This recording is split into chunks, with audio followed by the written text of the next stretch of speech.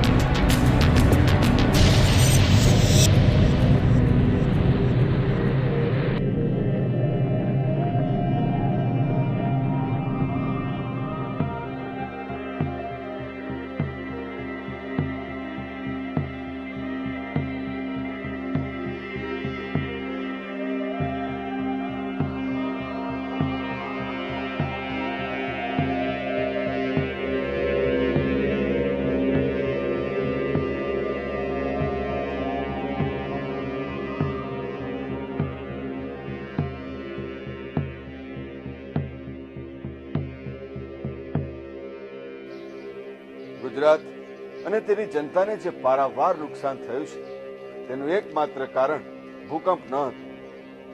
અન્ય કારણો પણ હતા. અજ્ઞાનતા અને પૂર્વ તૈયારીનો અભાવ. ભૂકંપ ગમે ત્યાં ગમે ત્યારે આવી શકે છે અને આવા કુદરતી પરિબળો ઉપર આપણો કોઈ જ કાબુ નથી. ન તો આપણે ભૂકંપની આગાહી કરી શકીએ છીએ કે ન તો એને અટકાવી શકીએ છીએ. પણ હા, આપણા આત્મબળને મજબૂત બનાવી તૈયાર અને સચેત રહીને થનારું નુકસાન ઘટાડી જરૂર શકીએ. કુદરતે વેરેલા વિનાશ સંદર્ભે 2001માં 26મી જાન્યુઆરીએ કચ્છમાં થયેલો ભૂકંપ એક કાળી તવારીખ તરીકે કાયમ યાદ રહેશે. 13,805 લોકો મૃત્યુ પામ્યા. લાખો લોકો હચમચી ગયા. ફક્ત થોડી ક્ષણો માટે હિંસક રીતે ધ્રુજેલી ધરાએ માત્ર ઘરો, રસ્તાઓ અને પુલો જ નહીં, સ્મિત, સપના અને આશાઓને પણ તહસ-નહસ કરી નાખ્યા. ભૂકંપ ખૂબ વ્યાપક અને જબરદસ્ત તારાજી લાવનારો હતો.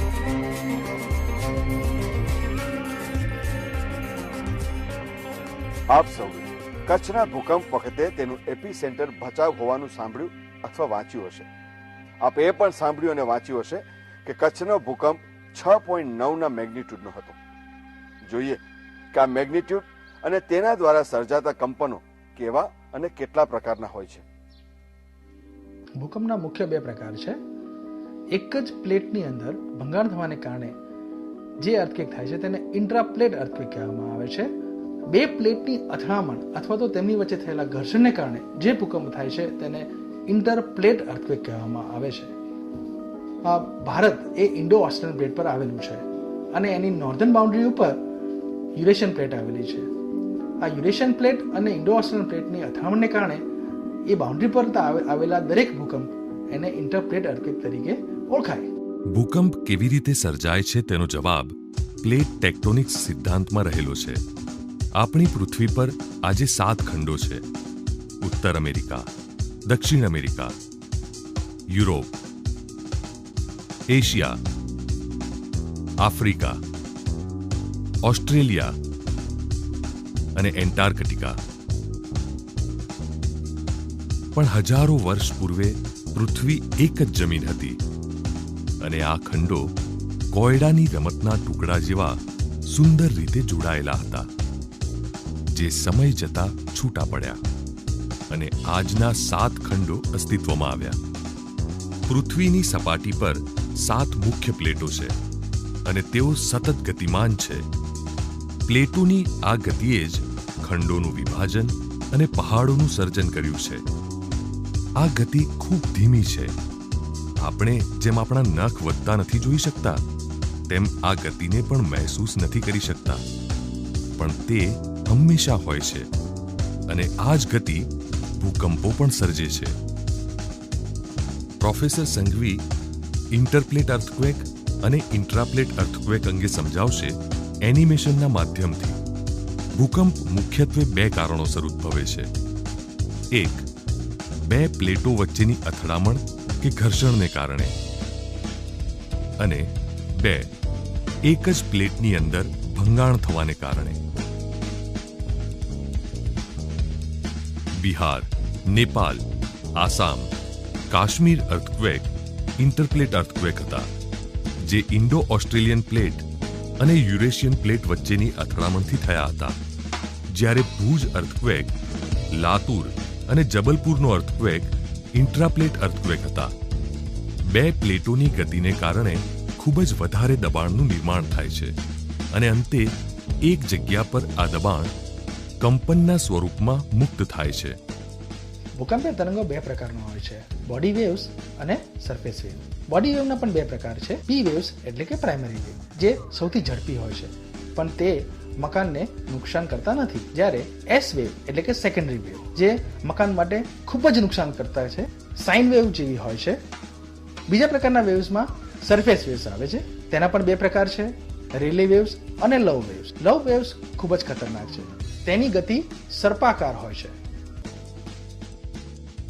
જે જગ્યાએથી કંપન ઉદ્ભવે છે તેને હાઇપોસેન્ટર કહેવાય છે અને પૃથ્વીની સપાટી ઉપરની જગ્યા કે જે હાઇપોસેન્ટરની એકદમ ઉપર છે તેને એપિસેન્ટર કહેવાય છે. ભૂકંપને કારણે અલગ અલગ જગ્યાએ ધ્રુજારી ઉદ્ભવે છે. આ ધ્રુજારીને માપવા માટે આપણે તીવ્રતાનો ઉપયોગ કરીએ છીએ. તીવ્રતા એપિસેન્ટર પાસે સૌથી વધારે હોય છે અને જેમ એપિસેન્ટરથી દૂર જતા જઈએ તેમ તીવ્રતામાં ઘટાડો થાય છે. 6 મેગ્નિટ્યુડનો ભૂકંપ એ 5 મેગ્નિટ્યુડના ભૂકંપ કરતાં લગભગ 31 ગણો શક્તિશાળી હોય છે અને મેગ્નિટ્યુડ 7ના ભૂકંપની સરખામણી આપણે મેગ્નિટ્યુડ 5ના ભૂકંપ સાથે કરીએ તો લગભગ તે 1000 ગણો શક્તિશાળી થઈ જાય છે. ભૂકંપ કેટલા શક્તિશાળી હોય છે એ તો હવે આપ સૌ જાણો છો, પણ શું આપ એ જાણો છો કે આવા શક્તિશાળી ભૂકંપ સામે ટકી શકે એવા મકાનો પણ બાંધી શકાય? આપણે ત્યાં શહેરી વિસ્તારોમાં મોટા ભાગના મકાન બીમ અને કોલમના બનેલા હોય છે. હકીકતમાં એ જ શ્રેષ્ઠ બાંધકામ છે, પરંતુ નાના ગામડાઓ અને નગરોમાં ઘર મન ફાવે તેમ બાંધકામના સિદ્ધાંતો કે વસ્તુઓના જ્ઞાન વગર બંધાયા હોય છે.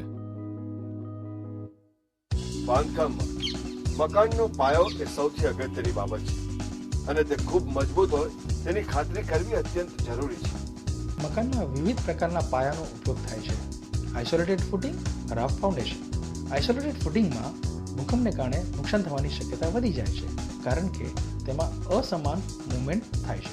જ્યારે રાફ ફાઉન્ડેશનમાં અસમાન મૂવમેન્ટ ઘટી જવાને કારણે નુકસાન થવાની શક્યતા ઘટી જાય છે. બાંધકામની વસ્તુઓ ઉપરાંત બીઆઈએસના ધારાધોરણો મુજબ આપણે અમુક સંહિતાઓ અને સિદ્ધાંતોને અનુસરવા જોઈએ.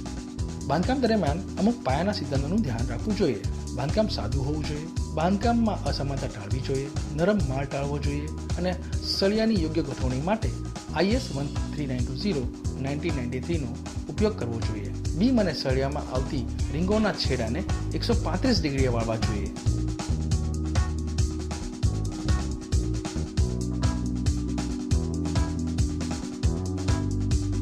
આ બધા અનુભવોમાંથી સૌથી મોટો પાઠ એ શીખવાનો છે કે કોઈ પણ મકાન ખરીદતા પહેલા બાંધકામ ઇજનેર અને આર્કિટેક્ટની સલાહ લેવી જોઈએ.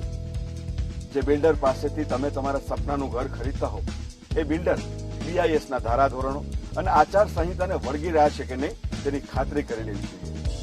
ભૂકંપ પ્રતિરોધક મકાન શક્ય છે, જરૂર છે માત્ર ધીરજ અને જ્ઞાનની.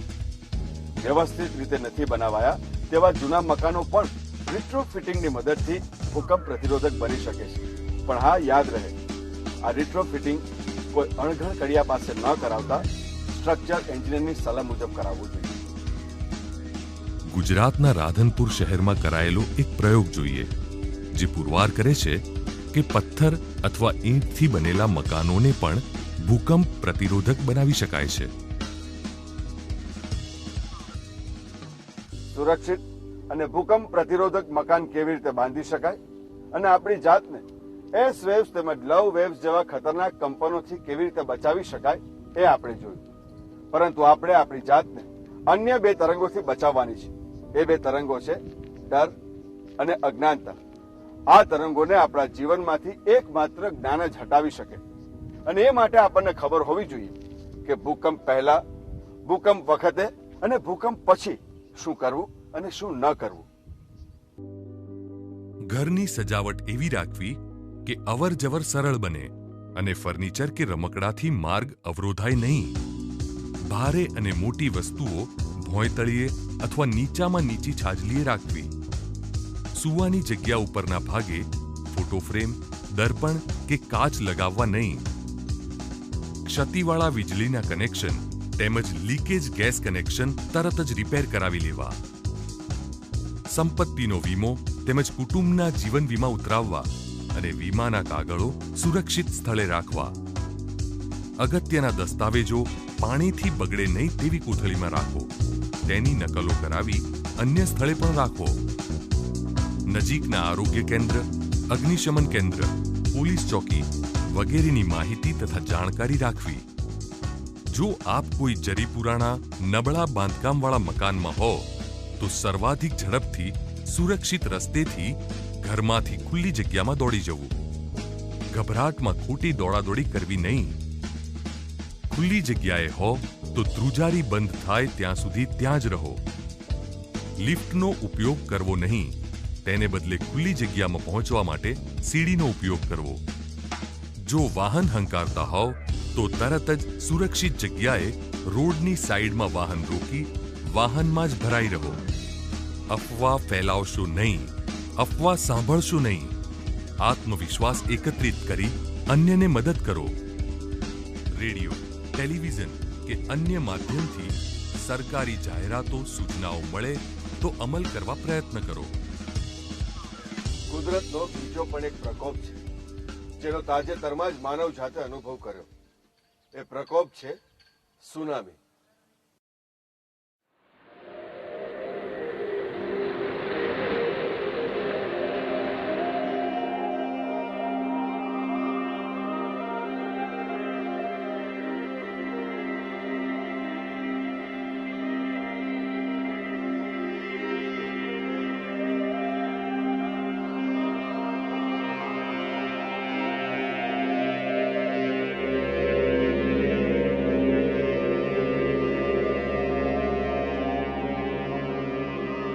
સુનામી એટલે તીવ્ર વેગથી દરિયાકાંઠે કે બંદર પર આવતા વિશાળકાય મોજા.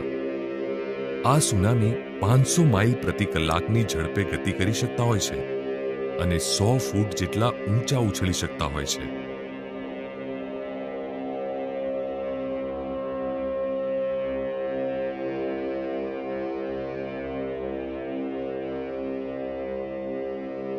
જ્યારે ભરતી આવે ત્યારે દરિયાના પાણીની સપાટીમાં વધારો થાય છે.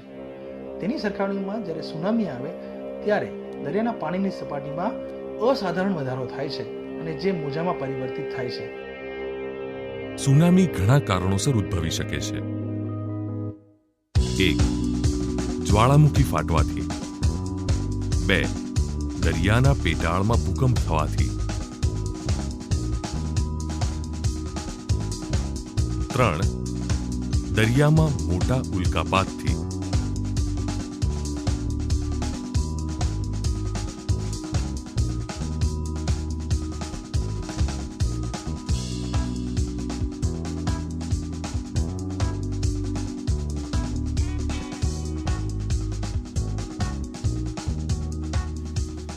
સુનામી આવવાનું મુખ્ય કારણ દરિયામાં થતા ભૂકંપ છે. ભૂકંપ કોઈ પણ ઋતુમાં દિવસે રાત્રે ગમે ત્યારે થઈ શકે છે. ભૂકંપની આગાહી આજના દિવસોમાં શક્ય નથી. પણ હા, સુનામી સંદર્ભે થોડીક આશાઓ જાગેલી છે. સુનામી વોર્નિંગ સિસ્ટમ ડેવલપ કરી શકાય છે. સુનામી આવતા પહેલા દરિયાકાંઠે રહેતા લોકોને ચેતવણી આપવાનું શક્ય છે.